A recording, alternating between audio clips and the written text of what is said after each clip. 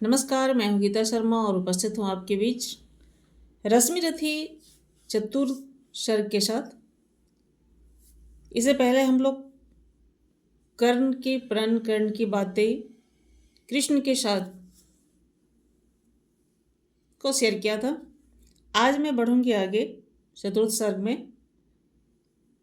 इससे पहले कि मैं आगे बढ़ूं, आप लोग से एक रिक्वेस्ट है, यदि आपने अभी तक मेरा चैनल सब्सक्राइब नहीं किया तो प्लीज़ सब्सक्राइब कर लीजिए और बेल आइकन को प्रेस कर दीजिए ताकि सीधा आपके पास पहुंच जाए जो भी मैं शेयर करती हूँ। चलिए बढ़ती हूँ मैं अपने लक्ष्य की ओर। चतुर्थ सर्ग का आज पहला अंश आपके लिए। प्रेम यज्ञ अति कठिन, कुंड में कौन वीर बलि देगा। तन मन धन सर्वस्व होम कर अतुलनीय यश लेगा। हरि के सम्मुख भी ना हार, जिसकी निष्ठा ने मानी। धन्य धन्य राधे बंधुता के अद्भुत अभिमानी। पर जाने क्यों नियम एक अद्भुत जग में चलता है। भोगी सुख भोगता तपस्वी और अधिक जलता है। हरियाली है जहां जलद भी उसी खंड के वासी। मरुभूमि मगर रह जाती प्यासी की ही प्यासी। और वीर जो किया प्रतिज्ञा पर आकर अड़ता है, सचमुच उसके लिए उसे सब कुछ देना पड़ता है। नहीं सदा भीषिका दौड़ती द्वार, पाप का पाकर दुख भोगता कभी पुण्य को भी मनुष्य अपना कर।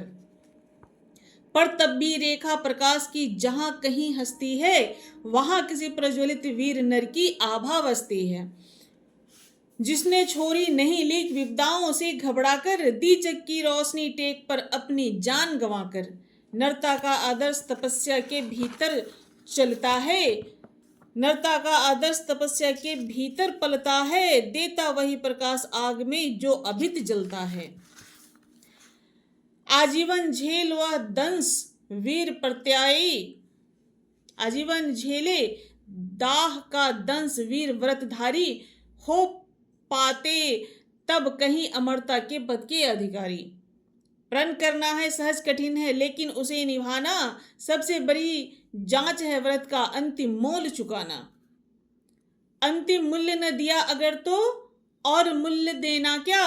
करने लगे मोह प्राणों का तो फिर प्रण लेना क्या। सस्ती कीमती पर बिकती रहती जब तक कुर्बानी। सस्ती कीमती पर बिकती रहती जब तक कुर्बानी। तब तक सभी बने रह सकते हैं त्यागी बलिदानी। पर महंगी में मोल तपस्या का देना दुष्कर है। हंस कर दे यह मूल्य न मिलता वह मनुष्य घर घर है। जीवन का अभियान दान बल से अजय चलता है। जीवन का अभियान दान बल से अजस्र चलता है। उतनी बढ़ती ज्योति स्नेह जितना अनल जलता है। और दान में रोकर या हंसकर हम जो देते हैं, अहंकारवश उसे स्वत्व का त्याग मान लेते हैं। यह न स्वत्व का त्याग दान तो जीवन का झरना है।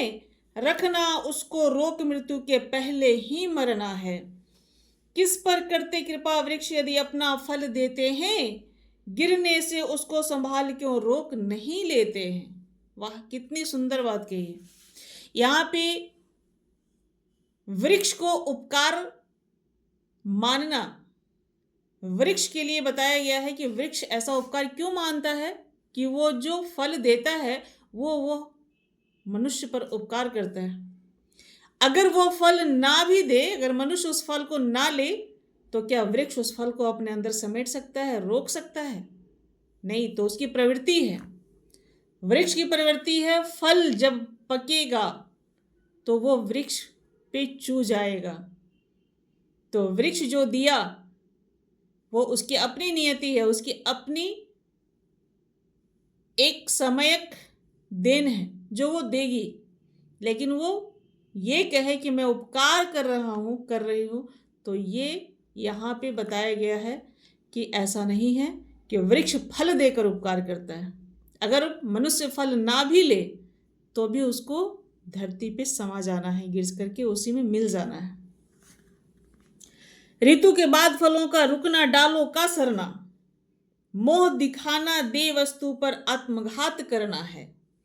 देते तरु इसलिए कि रेशों में मत कीट समाए, रहे डालियां स्वस्थ और फिर नए नए फल खाएं, नए नए फल आए।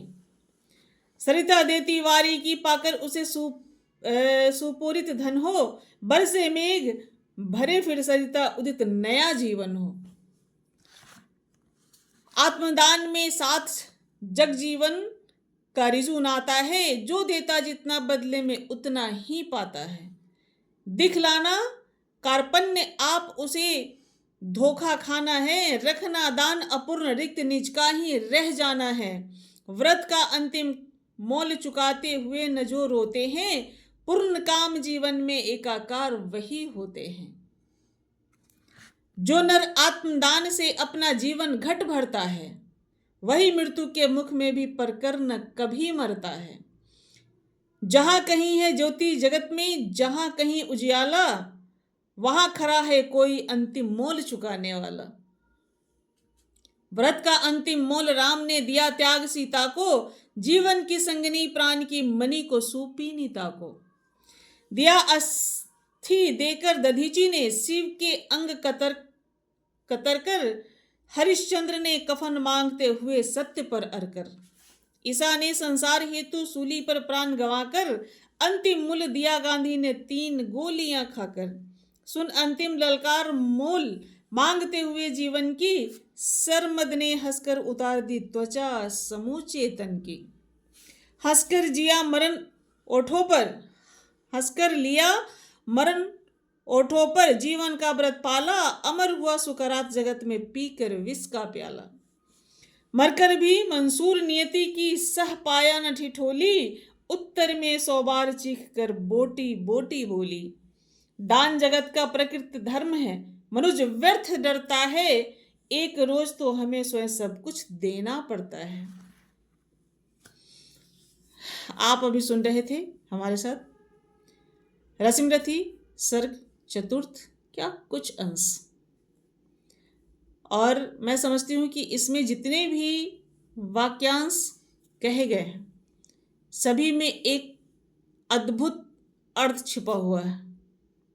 यहाँ हर कोई ये समझता है कि हम किसी न किसी पे उपकार करते हैं, लेकिन वास्तविकता कुछ और ही इस कथा के माध्यम से यहाँ पे दर्शाया गया है। कोई किसी पे उपकार नहीं करता। हर कोई अपने नए जीवन को उजागर करने के लिए, नए जीवन की आशा में जो भी देता है, उसकी परिप्रेक्ष्य में उसे मालूम है कि मुझे इसके बदले कुछ नया मिलने वाला है, और इसलिए वो ऐसा करता है। एक बात और कही गई है यहाँ पे, यदि नाम जीवित रखना है तो दान से अच्छा कोई मार्ग नहीं है। यहाँ पे ये भी कहा गया कि आपको एक दिन सब कुछ त्याग ही देना है। ये बात तो सत्य है कि सब कुछ त्याग ही देना है, कुछ भी अपने पास नहीं रहेगा। कुछ भी अपने पास नहीं रहने का तात्पर्य है अंतिम क्षण में कोई कुछ लेकर नहीं जाता। ये सर्वविदित है, सभी जानते हैं। लेकिन आमतौर पे मनुष्य में ये अहंकार आता है कि मेरे पास है, मैं उसकी सहायता करता हूँ, मैं उसको दान देता हूँ, मैं उसको करता हूँ। तो ये कहीं ना कहीं इस रश्मिरथी में इस चीज़ को दर्शाया गया है कि आप जो देते हैं उसके बदले कुछ नया आपको मिलता है। सरिता जल देती है क्योंकि जब वर्षा होगी तो उनके बीच वह जगह होगा कि नई बारिश की बूंद उसमें समा सके।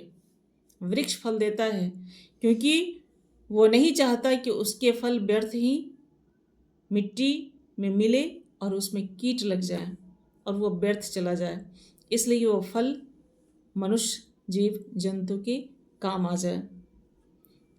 फल गिरेंगे तो उसकी टहनियों में नए कोपले आएंगे। जब मौसम परिवर्तित होता है, परिवर्तन के साथ उनकी कोपले सड़ती भी हैं, नीचे टूटती हैं डालियाँ और उसमें फिर नए कोपले आते हैं जिससे उनका नया जीवन अग्रसर चलता रहता है, तो हम मनुष्य व्यर्थ ही अपने को श्रेष्ठ मानते हैं और कहते हैं कि नहीं, हमने उनका अगर साथ नहीं दिया होता तो शायद वो आज यहाँ नहीं होते, अगर मैं उनके लिए नहीं किया हुआ होता तो शायद वो आज इस जगह नहीं होते। हम और आप कुछ चीज़ों में सिर्फ